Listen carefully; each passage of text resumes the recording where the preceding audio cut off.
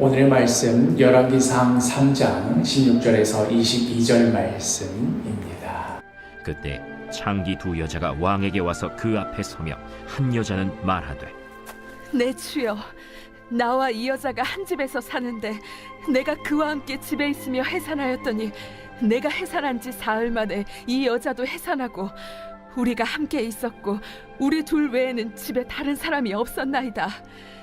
그런데 밤에 저 여자가 그의 아들 위에 누움으로 그의 아들이 죽으니 그가 밤중에 일어나서 이 여종 내가 잠든 사이에 내 아들을 내 곁에서 가져다가 자기의 품에 누이고 자기의 죽은 아들을 내 품에 뉘었나이다.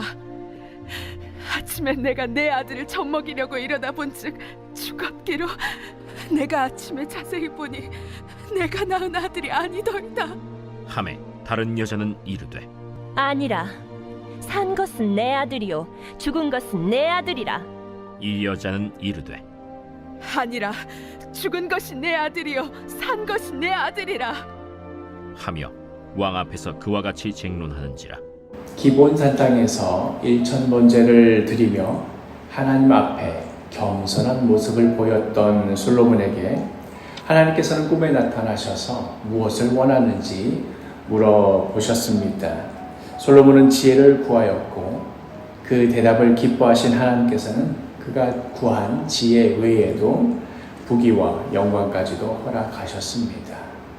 그리고 나서 이어지는 말씀이 우리가 지난주에 묵상했던 본문 마지막이지요. 열왕기상 3장 15절, 솔로몬이 깨어보니 꿈이더라. 이에 예루살렘에 이르러 여호와의 언약궤 앞에 서서 번제와 감사의 제물을 드리고 모든 신하들을 위하여 잔치하였더라. 깨어보니 꿈이었습니다. 그 일로 번제와 감사 제물을 드리고 또 모든 신하들을 위하여 잔치를 베풀었지만 솔로몬에게 실제로 일어난 일을 아는 이는 솔로몬 그 자신 외에는 아무도 없었습니다. 신하들 앞에서 내가 지난밤에 꿈을 꿨는데 하나님께서 나에게 최고의 지혜를 주셨다고, 또 내가 지혜를 구하였더니 다른 것들도 허락하여 주셨다고 그렇게 잔치를 베풀면서 그 자리에서 간증도 했겠지요. 그러나 사실 신하들 입장에서는 그게 진짜인지 아닌지 확인한 길은 없었습니다. 왕이 제 꿈에서 그러한 일이 있었다고 하는데 그걸 가지고 누가 감히 뭐라고 할 신하가 있겠습니까? 그러나 이제 하나님께서 자신에게 하늘의 지혜를 주셨다라고 모든 신하들 앞에서 공언한 이상, 그게 그저 개꿈일지 아니면 정말로 하나님께서 나타나신 것인지 아니면 그런 꿈을 꾸지도 않았는데 신하들 앞에서 센 척하려고 거짓말한 것인지 앞으로 솔로몬의 행보를 통해 증명될 것이었습니다. 솔로몬이 하나님 앞에 종은 작은 아이라 출입할 줄을 알지 못한다 하고 인정하였듯이 본인은 물론이거니와 다른 신하들 역시도 과연 나이가 어리고 경험이 부족한 저 어린 왕이 잘 해낼 수 있을까 의심의 눈초리로 지켜보았을 것입니다. 이미 얼마 전에 많은 유다의 유력자들이 다윗의 아들 중 가장 나이가 많은, 그리하여 왕위 계승서열 1위였던 아도니아의 편에 섰었던 역사적인 경험이 있었던 터라 예상 밖의 이 솔로몬의 등극으로 인하여서 여러 유력 인사들이 여기저기에서 술렁였을 겁니다. 자, 과연 저 어린 왕이 어떻게 국정을 운영하며 백성들을 이끌어갈 것인가? 솔로몬을 지켜보는 이 무언의 압박감이 상당하였을 것입니다. 어쩌면 저 어린 왕이 얼마나 부담감이 심했으면 자기 꿈에서 하나님이 나타나셔가지고 자기에게 지혜를 주셨다고 저리 자랑을 다 할까? 측은히 여기는 여론도 있었을 것입니다. 그러므로 이제 솔로몬은 정말로 하나님께서 자신에게 나타나셔서 자신에게 하늘의 지혜를 주셨음을 모든 신하들과 백성들 앞에서 증명해 보여서 그 모든 의심과 회의를 말끔히 사라지게 할 필요가 있었습니다. 이러한 압박감과 기대치와 또 한편으로는 의심과 싸늘함이 공존하던 이 시국에 뜬금없는 우리가 오늘 읽은 이 친모 시비 법정이 벌어진 것입니다.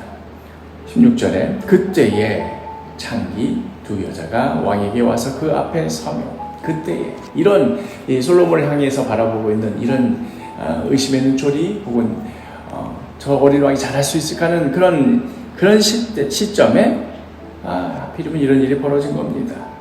왕의 법정이라는 것이 어떤 데입니까? 매우 엄숙하며 절도 있는 데 아니겠습니까? 그런데 이 엄숙한 왕의 법정 앞에 그것도 지금 자신이 하늘의 지혜를 받았음을 증명해야 하는 이 어린 왕 앞에 길거리에서 몸을 파는 여인 둘이 나와서 이게 내 자식이네 아니네 쌈박질이 벌어졌으니 그 분위기는 정말로 가관이었을 것입니다. 우리가 읽는 개역 개정 성경이 정숙한 언어로 번역되어 있어서 그렇지 배운 것 없는 몸 파는 여인들이 자신의 아이를 걸고 하는 싸움이었으니 여차하면 머리카락이라도 잡아챌 기세로 상스러운 욕지거리가 오고 가고 고성이 난무하지 않았겠습니까? 어린 왕이 등극한 지 얼마 되지 않아서 왕의 법정이 이 정도 수준이 되고 말았으니 이를 지켜보는 이들이 얼마나 기가 찼겠습니까? 마침 솔로몬이 하나님께서 꿈에 나타나셔가지고 지혜를 주셨다고 잔치까지 벌인 마당에 과연 그 지혜라고 그 자랑까지 했던 그 지혜라고 하는 게 고작 왕의 법정을 이 정도 시장판으로 이런 나락으로 떨어뜨린 것이란 말인가? 여전히 솔로몬을 향해 의심의 눈초리를 거두지 못하는 각계각층의 유력자들은 대체 어쩌다가 왕의 법정이 이 정도 지경이 되었나? 그 권위가 어떻게 이렇게 땅에 떨어졌나? 개탄해하지 않았겠습니까? 우리가 이미 이 법정의 결말이 어떻게 끝나는지 알고 있어서 그렇지 그 시대, 그 현장을 살아갔던 이들에게는 왕의 법정에 창기들까지 나와 소리를 내는 그러한 장면이 별로 달갑지 않았을 것입니다. 그러나 역설적으로 바로 이 장면 그 자체에 하나님의 지혜가 담겨져 있음을 보게 됩니다. 솔로몬이 살던 그 시대, 그 고대에 여인들은 법적인 지위가 없었으며 법정에서의 발언도 아무런 권위가 없었습니다. 그러한 시대였습니다. 그런데 보통의 여인들도 그러할진데 그냥 여인들도 아니고 늘 남자들을 달콤한 말로 속이고 사는 창기들이 법정에 서서 자신들의 이야기를 할 수 있었다는 것 자체가 하나님께서 주신 그 지혜가 어디에까지 헤아릴 수 있는 것인가 하는 것을 보여주는 겁니다. 솔로몬이 하나님께 구하였던 지혜는 어떠한 지혜였습니까? 열왕기상 3장 9절에 누가 주의 이 많은 백성을 재판할 수 있사오리까? 듣는 마음을 종에게 주사 주의 백성을 재판하여 선악을 분별하게 하옵소서. 솔로몬이 구한 지혜는 바로 듣는 마음이었습니다.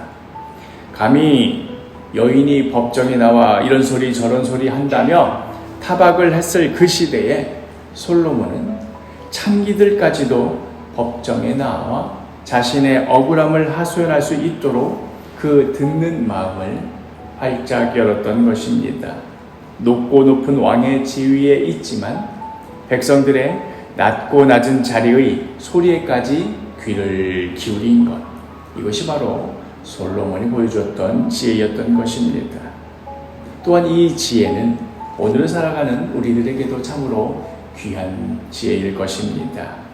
때로는 우리 마음에는 나의 소리로 너무나 가득 차 있어서 상대방과 뭔가 주거니 받거니 대화는 하지만 그들의 이야기, 상대방의 이야기를, 그 소리를 전혀 듣지 못할 때가 있습니다. 우리 주님께 지혜를 구합시다.